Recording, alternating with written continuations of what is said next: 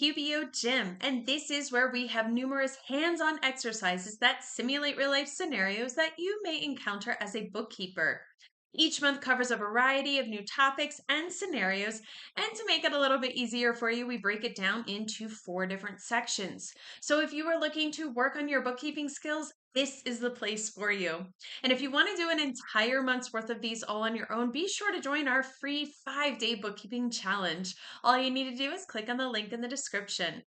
But let's go ahead and get into today's exercise, which is coming from our October Year 1 Strength Training section, where we really focus on sales tax.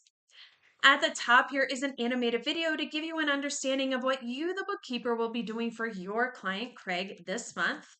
Below that is an interactive pre-assessment quiz that relates to that video up above. Below that are all of the exercises in this section. And at the bottom here is an optional area where after you have gone through all of the exercises in this section and completed them, you will unlock some sample marketing posts that you can use on your LinkedIn to share with everyone what you have learned so far. So let's dive into today's exercise where we are going to practice setting up sales tax. Go ahead and click on that link to have the exercise come up for you. I have it here on the right side of my screen, so let's read through the scenario. Craig's accountant told him that since he is selling some goods in addition to his design and landscaping services, he will have to charge sales tax on these items. So here's how you would set it up. Now, you will need to be in the sample company to do this exercise. If you are not sure how to get into the sample company or get your own free QBOA account, be sure to click on the link in the description.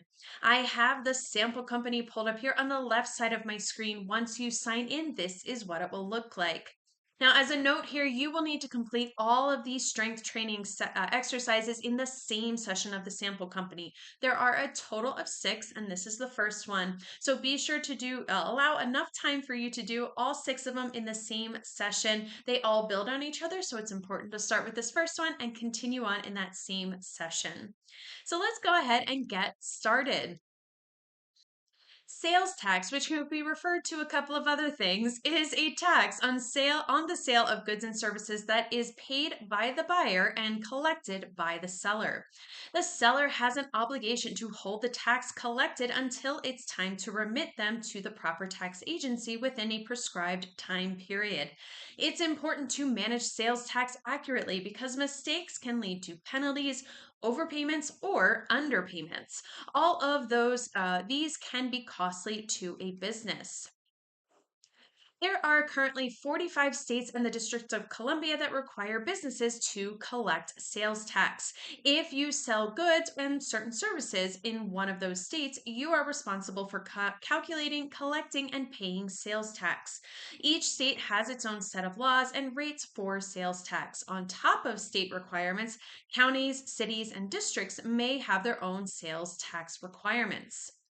Luckily, QuickBooks Online simplifies sales tax returns by automating all of this. If your state changes something like the sales tax rate, QBO automatically updates the tax rates for you. Typically, your client's accountant will guide you on what needs to be taxed and what agencies need to be paid so that you can set this up correctly. Now, a very important note here, in this and the following exercises, you will work with general sales tax principles, and they are for educational purposes only. Your client's sales tax, even if they are in California like Craig is in the sample company, will be different. So just keep that in mind as we're going through these exercises. To use sales tax in the sample company properly, you will have to do some setup. This setup is not exactly the same as what you will see in a real client scenario. So just keep that in mind as well. So to get to that area, we're going to, from the left navigation bar, hover over taxes and then select sales tax. So here is that left navigation bar. Taxes is almost towards the bottom. Hover over that and then select sales tax. If this is your first time in this area, you'll see this screen. Go ahead and just click on the green Get Started. And QBO will check to see if your business address is correct. This is the address that's stored in the account and settings. We're going to say that it is, so go ahead and click on the green Next button. Now, you may have noticed that some transactions in the sample company already have sales tax associated with them, even without turning on the sales tax feature. These transactions used manually added custom rates. These transactions used manually added custom rates rather than the automatically calculated rates QBO now supports. Because of this, you will need to match the sales tax from these old transactions to the correct agency. In a real life scenario, there is no matching involved unless the client was manually calculating sales tax in a different system. You will just set up the agency. So we're going to use the down arrows in these fields to match the proper agency. So for this one, this California one, we're going to look for California Department of Tax and Fee Administration. So you can click that down arrow and you can scroll, or you can start typing in California to get it to come up a lot quicker. Once you find it, go ahead and click on it. For the next one, the Arizona state tax, we want to use the Arizona Department of Revenue. So click on the down arrow, and that should be not too far down here, although there are a lot for Alabama. I'm going to just go ahead and type in there Arizona. You want this one, Department of Revenue, and then we're going to select the same one for Tucson City. So click into it. Again, I'm going to start typing to have it come up for me. Once you find it, go ahead and click on it, then go ahead and click on the green Next button.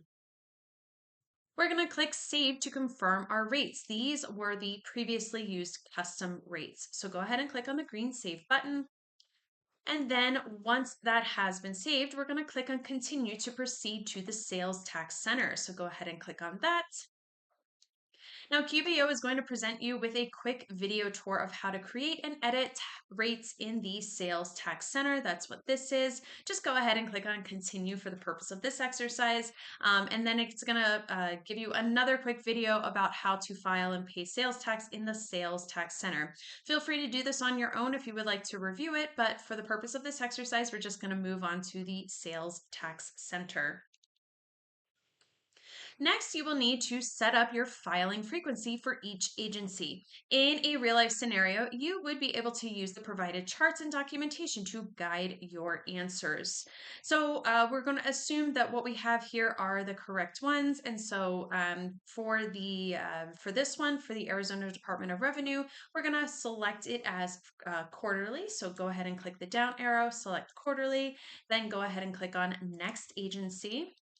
Now we're looking at California, and this one is going to be on a monthly frequent or filing frequency. So click the down arrow, select monthly, and then go ahead and click on the green Save button. And once you do, it has saved this information for us, and now here we are in the Sales Tax Center. Now that you have set up sales tax, take a look at all of your options in this area. So inside the Sales Tax Center, you will see a tile for each agency that you have set up. Here you can see for Arizona and this one for California. Arizona is currently selected because it is alphabetically first. You can tell because there is this green bar, so you know that this is the one that is currently selected. The period, the due date, the amount, and the status of each payment is shown in the list below, so you can always view that tax return. So this is all of the information. If you need to refer to it, you can always change this tax period if you want to see something more customized, but this is what it defaults to the last year, and then all of those particular payments, and then the status and the amount. So we're going to select the California tile. So go ahead and click on that so that we can see this information. And we're going to click on review sales tax to see details about filing and paying the taxes. So just go ahead and click on the top one here on this line so that we can get this information pulled up for you. Now, QBO will provide a detailed report and instructions. It's important to note that you cannot pay the taxes directly from QBO. Pay the taxes according to the agency instructions. You and the business owner will determine whose responsibility it is to do this, and then record the payment on this particular screen, which you'll learn how to do in a later exercise. So just keep that in mind. This is not doing a payment here or showing that you've made a payment here is not actually paying the agency. Let's go ahead and cancel out of this by clicking on the cancel button down here. And now we're back at the Sales Tax Center. Now let's go ahead and click on Sales Tax Settings to see what this looks like. Go ahead and click on that button. And here you can see that you can add an agency or edit one. You can also add a rate, or you can edit ones that are currently set. But that is it. That is how you would set up sales tax in QBO. Now, if you like this exercise and you'd like to do more like it, be sure to join our free 5-day bookkeeping challenge. All you need to do is click on the link in the description. We're going to continue on, and if you want to join, be sure to leave this session of the sample company open, as you will need it for the next exercise where we practice setting up products and services. And I will see you in the next video.